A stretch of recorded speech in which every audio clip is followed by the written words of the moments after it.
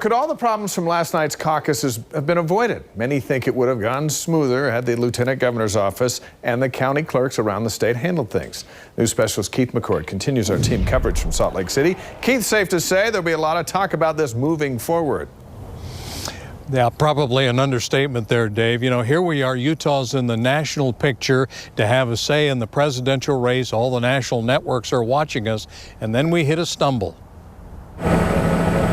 Turnout statewide more than exceeded our expectations. We expected an enormous turnout, and we got a ginormous turnout. Voters turned out in droves last night, lines around buildings, not enough ballots at some places. Some voters even shut out of the process altogether. Not exactly how to run a presidential voting event. It's too bad. Here Utah finally has its place on the national scene, which we've wanted forever. We've always been bitter at Iowa and New Hampshire. And it doesn't go perfectly for us. 80,000 Democrats and about 180,000 Republicans showed up around the state last night wanting to take part.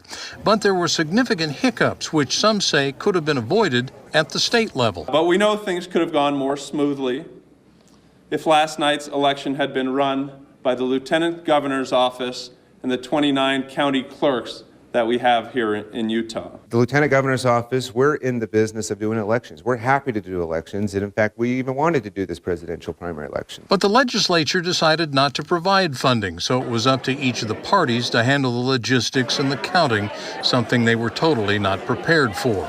Now, after some day-after finger-pointing, party leaders, politicians, and lawmakers will now have to look ahead to make sure they're better prepared next time. We are growing as a state. We're much bigger, and so we do need to figure out how do we handle these types of caucuses and presidential primaries in the future. It should be a state-run primary, and I hope the state will do that in the future. You know, during each presidential election cycle, the legislature takes a look at it to decide whether or not it wants to fund it. Now, for example, 4 years ago when Mitt Romney was running, well, Mitt was a shoo-in to win the presidential primary here in Utah. So the lawmakers said, we don't need to spend $4 million to run an election. Well, that $4 million last night would have come in very handy. We'll see what happens in 2020. Certainly looks that way. Keith McCord live up at the Capitol tonight. Thank you, Keith. Deanie?